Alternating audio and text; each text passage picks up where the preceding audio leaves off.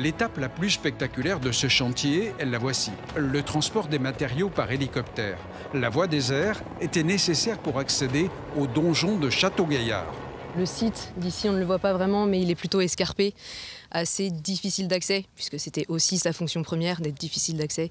Et donc, d'apporter les matériaux, humainement parlant, c'était pas possible. Donc on a fait le choix, effectivement, de l'hélitreuillage. Sous l'hélicoptère, des colis de 700 kg chacun. Au bout du câble, des planches, des poutres. Aux commandes, un pilote chevronné. Mission remplie en 45 minutes. On a un peson dans l'hélicoptère qui nous donne le poids de la charge.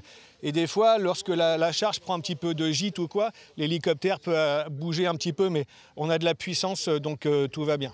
Château-Gaillard est construit sur un éperon rocheux, au-dessus de la vallée de la Seine, une image emblématique de l'histoire de France. Pour visiter le donjon, son platelage doit être restauré.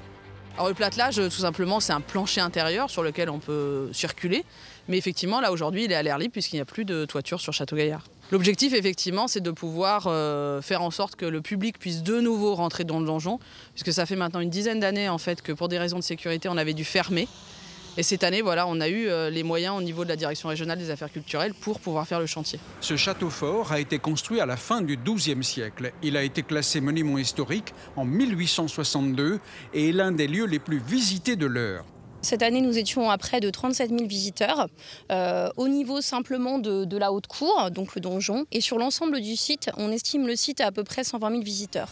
Ce chantier va durer 3 semaines, coût de l'opération 50 000 €. Le donjon sera accessible à partir du 1er avril 2025.